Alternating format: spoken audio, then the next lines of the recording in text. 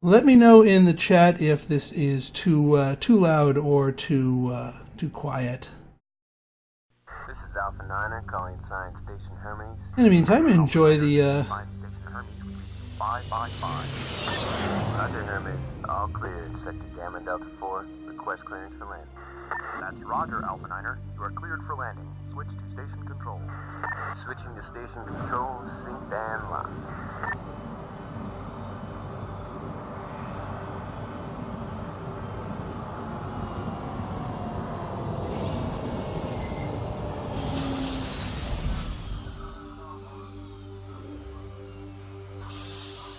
Alpha Niner, be advised Zulu Command once you're ready for debriefing. Roger, control. Sir, reading an Interan battlecruiser in Sector 7. Alert status. Clear weapon airlocks. Alert Zulu Command to our situation.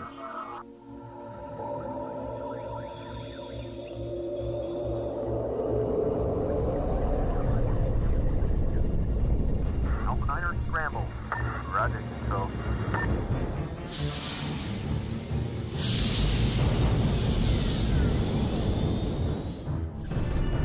Moving into attack position, beginning my run now.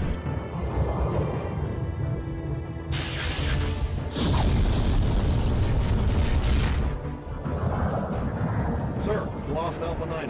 Divert full power to shields. Scramble already cracked. Shields down to 80%, sir.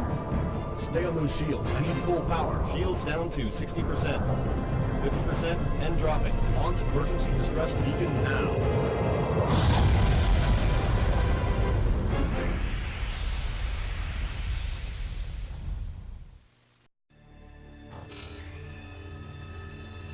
Ah, yes, an old favorite of mine, Master of Orion II. This, probably as much as some of the other classic strategy games, got me into the strategy genre back in the day. It is a 4X space-themed game here, and very, very advanced in terms of well, its graphics for the day. It came out, I think, more than a decade ago, back in the 90s. Yeah, and also as far as gameplay mechanics, this thing has some very, very interesting gameplay mechanics, some of which have been copied and carried through to future 4X games, and others never been quite duplicated to the level of satisfaction. So I'm going to go ahead and get us started here with a game here. Again, let me know in the chat channel how my sound levels are. If things are doing well or not. Because of the nature of this game, because I'm in a DOS box, I cannot easily minimize it, so I won't be able to type stuff into the chat channel. So just let me know. I got you guys up on another screen here. Alright, so going over our settings here. Looking at our difficulty level here, we got a couple of them: tutor, easy, average, hard, and impossible. Now, I remember back in my heyday of playing this, I was able to conquer impossible, but I'm kind of rusty. So I think I'm actually going to bring us down to, well, harder, average. Let's do it hard. Let's make it interesting. Give me some possibility of failure here. Galaxy size, medium, large. Ooh, cluster. That's a new size. This must be, I mean, this is a patched version of it, but I don't remember playing with cluster before. I'm not going to do it just because I don't know the ages of that or whatnot. Let's go for huge. Yeah, let's do huge. Let's make this a big brawl. Get us pretty deep into the tech tree here. As far as the age goes, we got organic rich, mineral rich, and average. The strategy that I'm going to be playing would actually favor a different age, but I don't want to just tilt the galaxy to suit my needs. That would be a little cheaty. And then players can have up to 8. We're going to have 8. 8 players, hard difficulty huge. Have everyone slog it out there.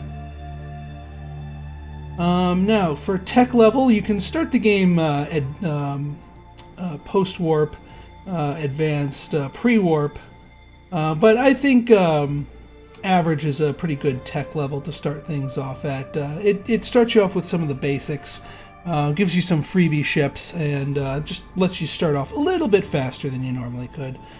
We are going to play with all three of these. I normally turn random events off because they can really screw you over, but you know what? Let's keep things interesting. Keep them on. Alright, let's get started. Now, here's my favorite aspect of this game. So it comes with your standard issue set of aliens, the Alkari, the Bulrathi, the Darloks, the Ilarians, the Nolams, the humans, the Klakons, the Trillians, the Silicoids, the Sakra, Cylons, not the Battlestar Galactica Cylons, mind you, the Mershan, and the Mechlars.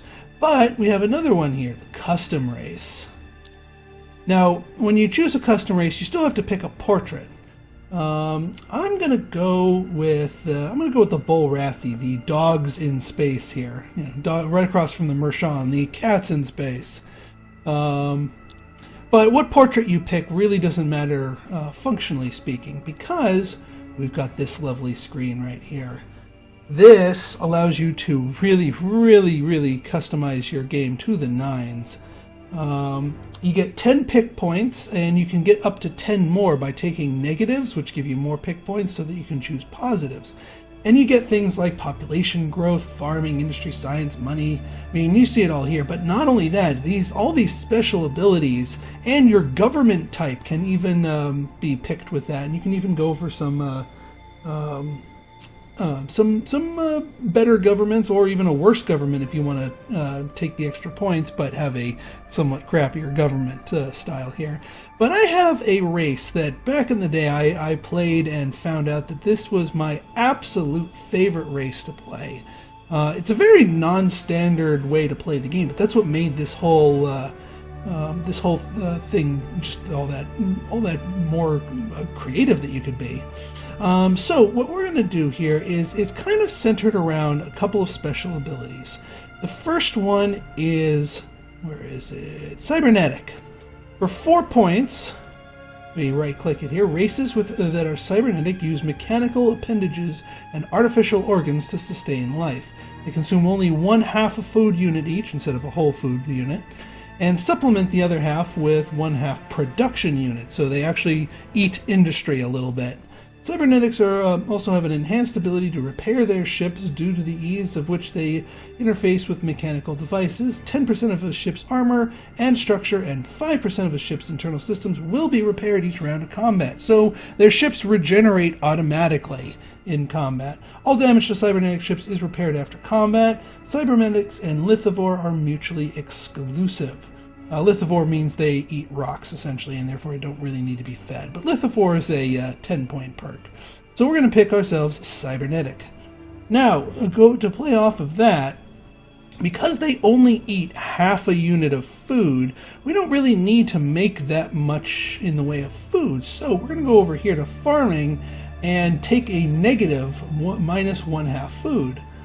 Farming bonuses affect the amount of food that each farmer can grow. Races with farming bonuses have developed advanced agricultural techniques, while races with penalties lack farming aptitude. That would be us. Races with farming penalties cannot be reduced to below 1 food per farmer if the world has any life-bearing environment. And there are plenty of worlds out there that don't have life-bearing environments. Alright, so we've got our cybernetic, we've got our farming. The next thing that I'm going to take here is a unification, the government type unification. Only a few races are genetically capable of forming a unified government. The population exists harmoniously without jealousy, envy, or concern for individual advancement. Each individual works for the improvement of the whole instead of the desires of the individual. The unified government is the social equivalent of a colony of bees. So it's basically a hive mind. We are making our race a hive mind. Defensive agents receive a +15 bonus due to lack of traitors. All morale effects on any buildings modifying morale are ignored, so you never suffer from negative morale in your colonies, but you can't benefit from positive morale. This starts out in the early game. This is a good thing. In the later game, it becomes more of a penalty, but it's something we can do with. Unification government assimilate capture population at a rate of 1 per 20 turns. It takes forever to assimilate captured people, and I'll explain that later in the game. But these two down here, increased productivity results in 50% bonus to all industrial production and 50% bonus to all food production. So even though we're getting a penalty to food, it's still getting boosted. And then the boost to industry makes us even more productive. So yeah, we're going unification here. Now, there's another trait that I want, and that is tolerant over here.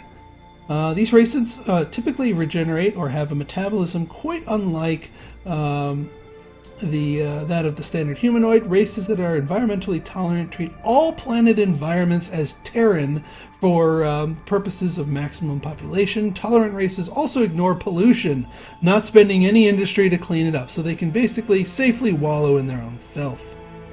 On a multiracial colonies, the proportion of tolerant and non-tolerant determines the amount of pollution that needs to be cleaned. So yeah, it's really, really powerful. Think of the, oh god, help me out here, chat. The guys that are from Mass Effect. Not Garrus. Hank?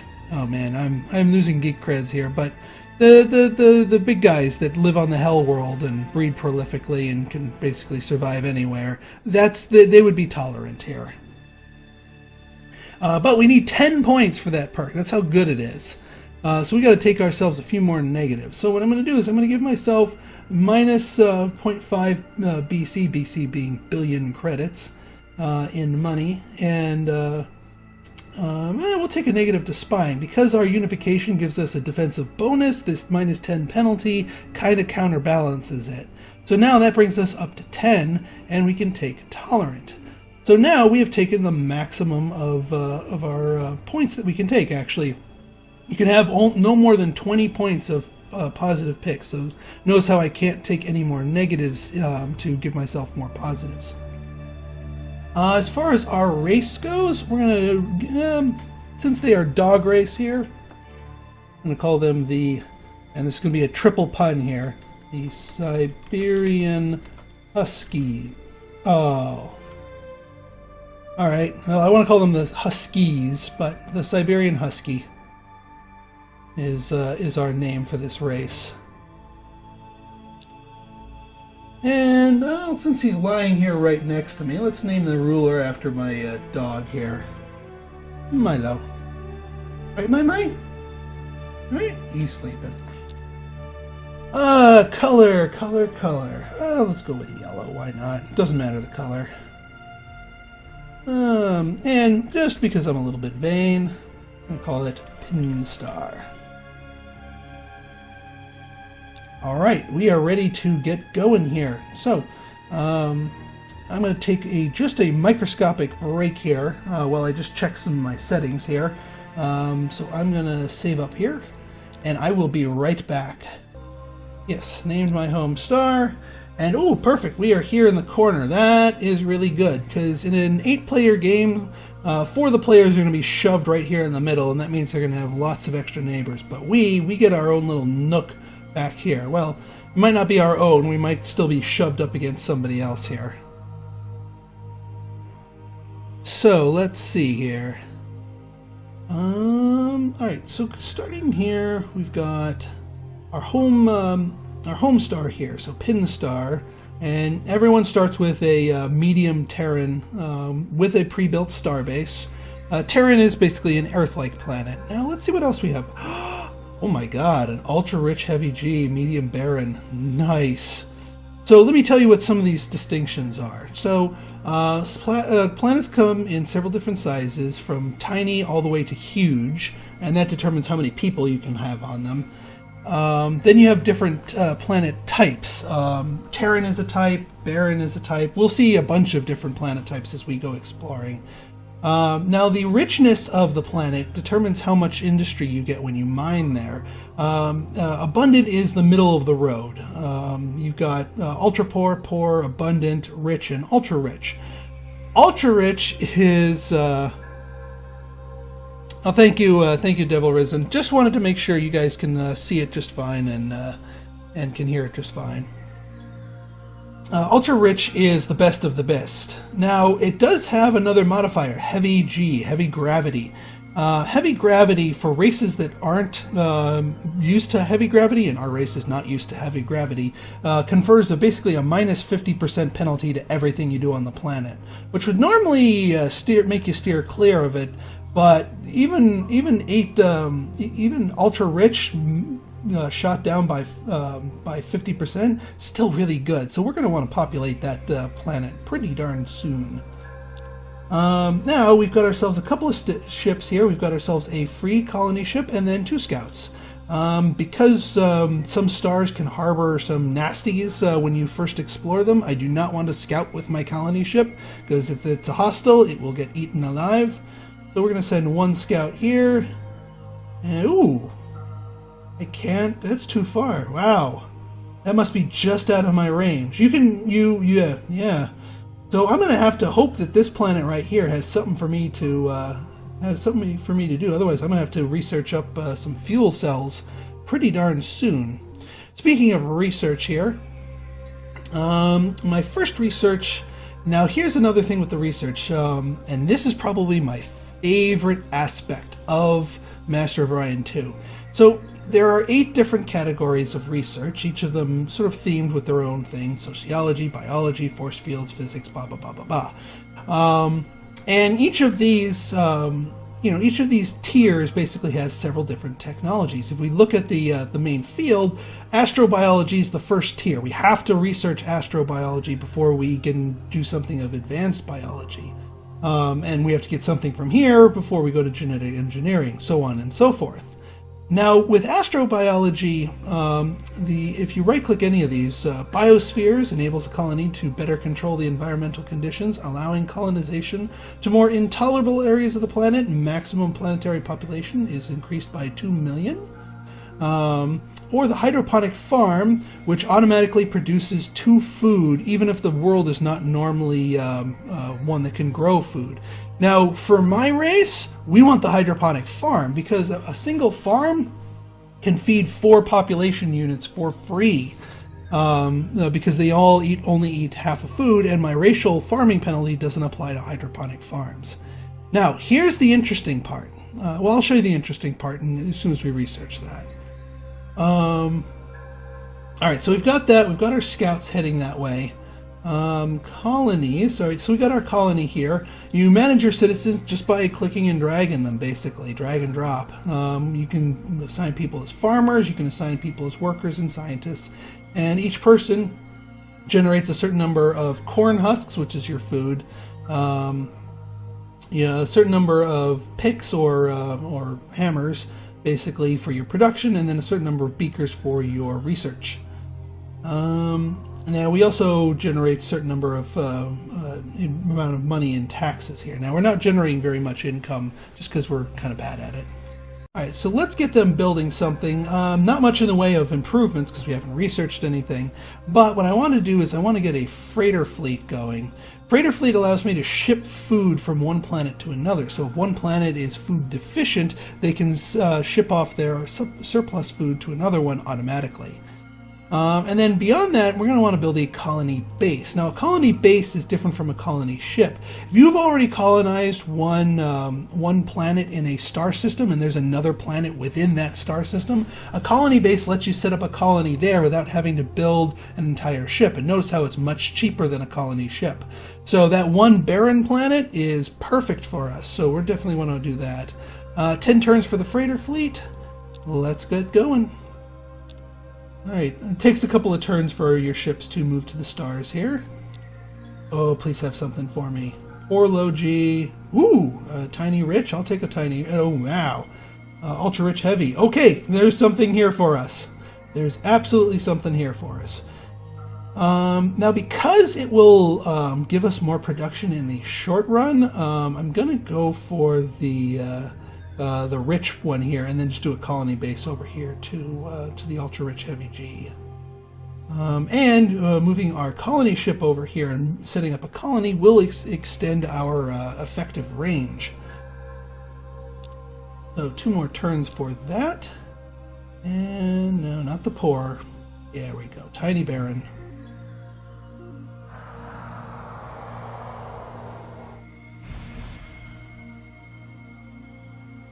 Alright. You know what? And just to celebrate you guys here, I'm going to start naming stars after you. So this is going to be the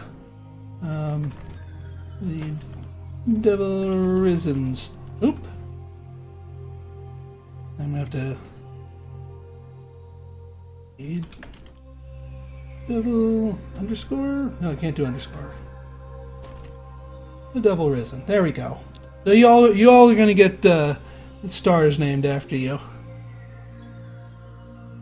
Alright, so we got one worker here, but because this is rich, look how many hammers he's producing here. Now, he is kind of going to probably be a little bit hungry for a little bit, so the population's going to shrink for a bit. We are going to get a colony base going here. 24 turns for that, so we can populate the ultra-rich. The nice thing about this race is they don't care about the flavor of the planet. What they care about is the mineral richness. You know, so that poor, even if that poor was like on another Terran, they probably wouldn't be too fond of it. Alright, so that gives us a little extra range here. So let's see if we can't send our scouts out to a few more. Alright, we can go in that system. Is this closer? Yes, that is. Alright, good. We can tap into a few more systems.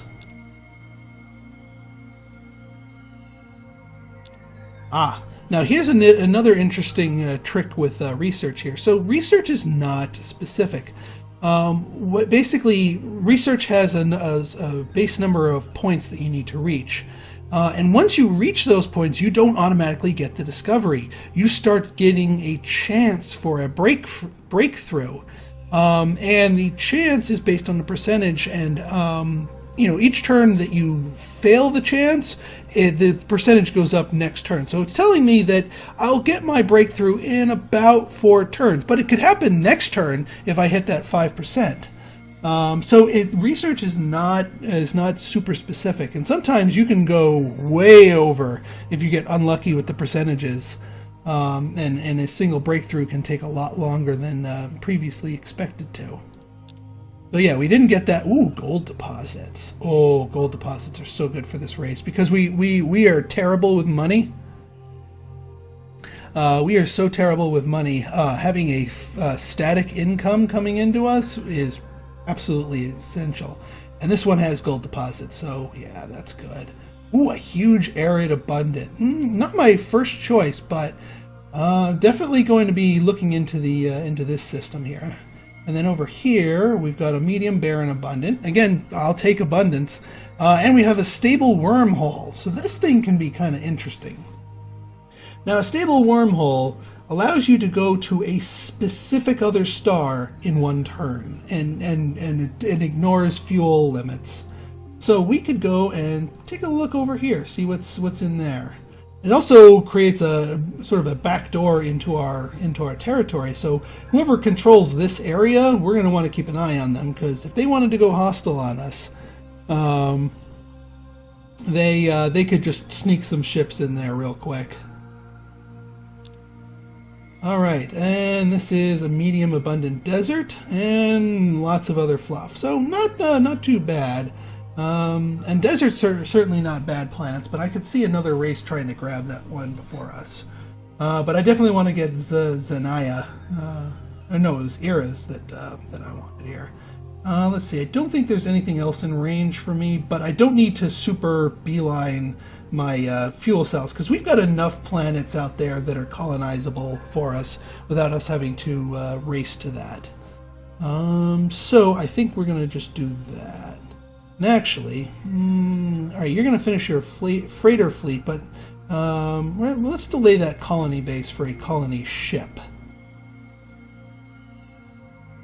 Because I want to grab that gold planet as soon as possible. Alright, so we've gone 2 turns, we still haven't made our breakthrough yet. 35%, didn't get it this time, 50% now. And didn't get it that time.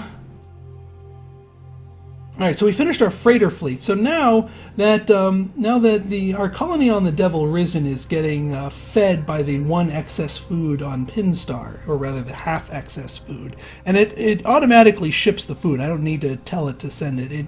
It knows which planets have the excess and which ones have the deficiencies. So it kind of handles that for me. Quite nice like that. God dang it! Come on, give me this. 80%. God dang it! 95%. Thank you!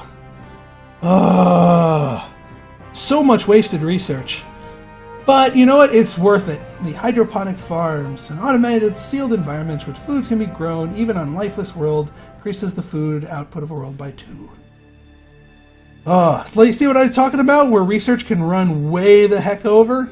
Yeah, that's what I'm talking about.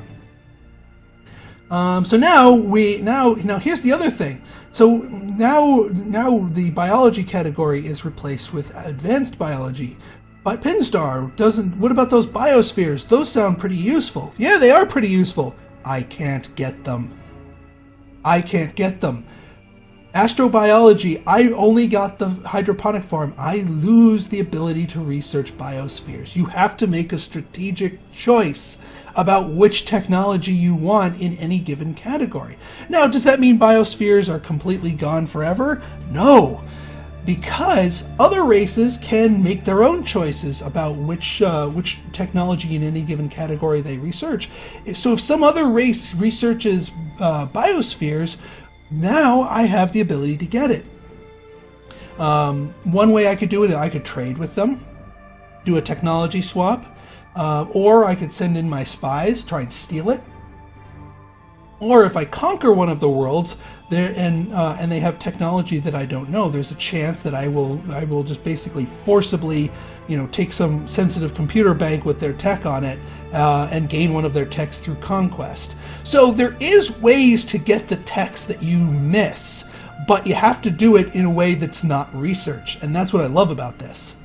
Alright, so going up here to construction, I'm actually interested in getting to advanced construction here. So we're going to pick the cheap one here. Now, because our race repairs the armor and hulls and whatnot, the larger the hull, the more repair, because it's based on a percentage. So we definitely want reinforced hull. It works very well with our cybernetic trait here. Alright, so let's go on in here. Alright, we're making a little bit more food. Let me check. Oh yeah, we're making that colony. Eesh. That is a long time for a colony ship. We need to get another guy here. And do we have the funds to buy out a hydroponic farm? Because actually, a hydroponic farm would allow me to pull some guys off of farming. 5 turns. I'll wait on the colony ship and get that hydroponic farm out. Because that would let me pull people off of farming and get more workers on there to finish that colony ship sooner. And we're still making this. Alright, Drax. Oh yeah, that's another thing with this. So, you will occasionally get famous leaders coming to aid you. There are 2 different types. There's colony leaders, which when assigned to a colony will give you system-wide bonuses. And then there are ship leaders, which are actually, you actually put on your ships and can give your warships combat bonuses. And some of these are pretty unique characters, and they don't care about species. Like this guy is a Darlock, but he's offering his services to me, and he's an assassin and a spy master. And they can gain levels over time, but I don't have the 100 billion credits to hire him. And you know what? Probably not going to hire him, so I'm just going to keep him rejected. There are some out there that I'm like, oh, I got to get this guy. They'll wait for you if you don't have the money right away, but they won't wait forever.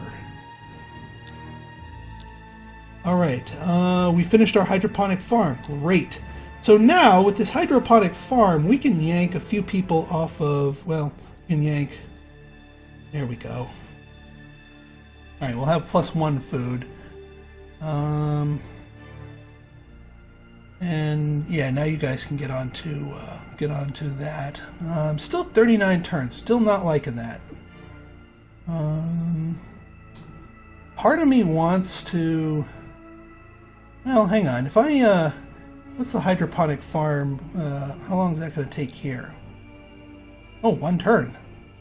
Okay, we'll take a oh, that's because it transfers the hammers. So yeah, well, I'll lose some of the stuff from my colony ship, but I'll get that hydroponic farm. That should allow me to pull these last remaining 2 guys off of farming, because I want them working on hammers, not farming, because they do a lot better there. So now I've got +3 food, still -2 food. There. Alright, so I can pull another guy off of that. So now that's a little bit better.